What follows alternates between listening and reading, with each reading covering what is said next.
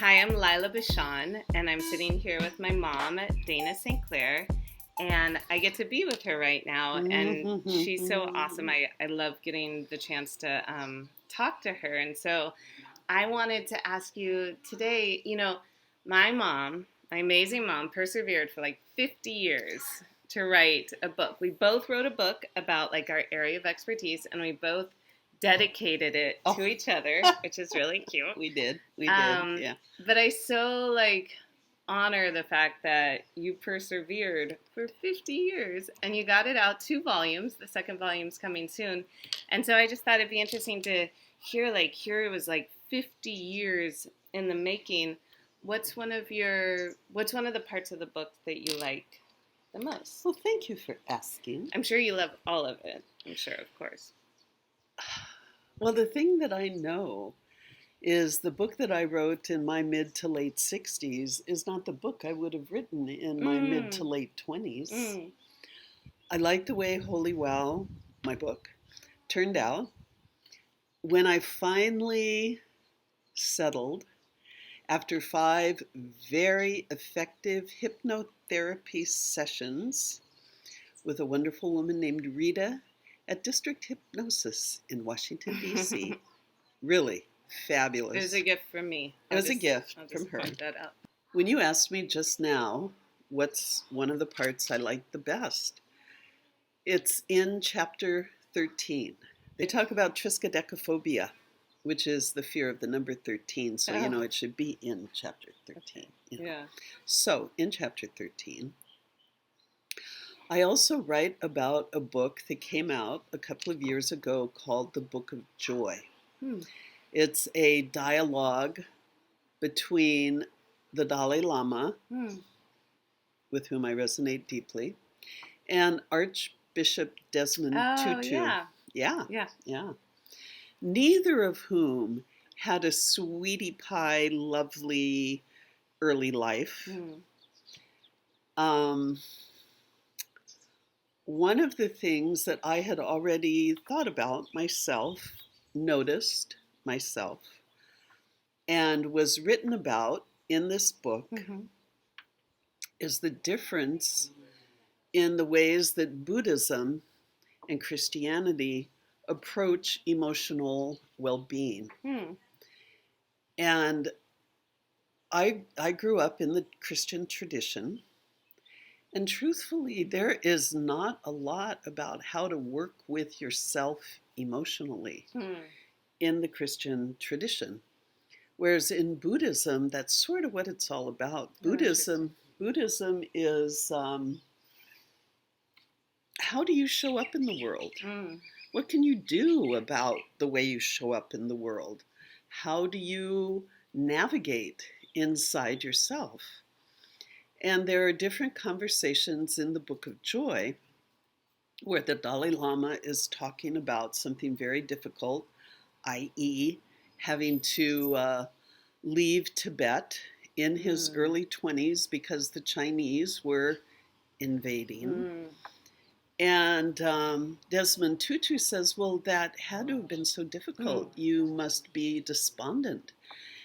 And the Dalai Lama basically says, why be despondent? If you can't do anything about the situation, why despair? Oh, yeah, his thing, change what you can change that doesn't make you happy and accept what you can't change. And addressing that exactly, Desmond Tutu would go, well, how can you accept things that you can't change? How can you accept despair? Well, you work with yourself about it. There is so much available to all of us now about navigating your internal terrain because this life we are living happens inside of us. Your interpretations, your beliefs, your opinions make life groovy or gross. It reminds me, I asked you recently, how can you tell the difference between whether you're suppressing something or just processing it and letting it go. You remember that? It was a couple of days ago. And you said it's how you choose to interpret it and what you choose to do with it. And I thought that was insightful. It's true. Yeah. It's true. In Holy Wow, the 13 chapters, the odd chapters are my story, how I found meditation, what I did with it, Beatles concerts I went to, all sorts of 4. stuff. She went to 4. I'm a little spoiler alert. She went to 4 Beatles I went to all of the Beatles concerts that happened in Southern California, which at that time, well, the Los Angeles area, they may have been in Anaheim, and I didn't make it there, but in Los Angeles. And it was a big deal at the time. It's a big deal. It's like a really big deal. I cried when I saw Paul McCartney, so I can't imagine what it was like to see the Beatles. Well, and Lila also got to see Elton John and his farewell tour. Right. Where was that? Krakow. Yeah. And I had seen Elton John right after Yeah. I started meditating. I remember going to an Elton John concert at the Greek Theater near the observatory in Griffith Park. Yeah. Anyway, life, it goes on and on. And the person who decides whether you're having a good time or not is you. So the odd chapters are my story, which really up until the hypnotherapy sessions, like right after, and I started writing, never occurred to me to write about myself. Who would find that interesting? I would. Well, the even-numbered chapters take place in a venue that I created decades ago called the Interpretorium. And this is where beings who are out of incarnation are going to come and be human on planet Earth, H-O-P-E, hope. They go to the Interpretorium for orientation. Yeah. And so there's a lot that is discussed at the Interpretorium. But do you believe the Interpretorium's like a real thing that actually exists in like the ether somewhere, or is it a construct as a way to explain things about Earth? Yes, both. I figure there's got to be something that beings who are out of incarnation think they're going to show up here and just go la la la la la. Yeah.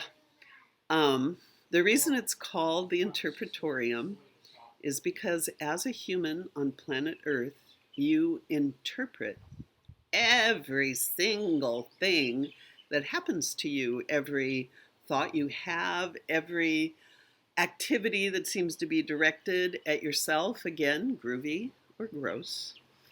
You interpret everything, and that's how you decide. My childhood was horrible. My childhood was pretty okay. I made it through. We decide. So look at what you tell yourself about your life. If you think your life is poopy, to use my older granddaughter's terminology, it is. And if you decide your life is a work in progress, it is. And if you decide that you have a good life, you are blessed, fortunate, you are. What you see is what you get. I mean, how many decades ago did Flip Wilson have that TV show with Geraldine? And Geraldine would say, what you see is what you get. I'll have to Google that. I don't know. I've never heard of Flip Wilson. But... Well, I refer in Volume 1 to Geraldine, Bard of Flip, because what you see is what you get. If I saw Lila as a little child, she was intense. Very intense little child, until she could talk and tell me all the things that I needed to do for her. Then things got better. It's good to communicate. I could have chosen to get pissed at my little girl and stay pissed, but why do that? And speaking of pissed, so poetic. When I was in my early mid-60s, I acknowledged that I'm getting older. I could be drifting out of this incarnation anytime.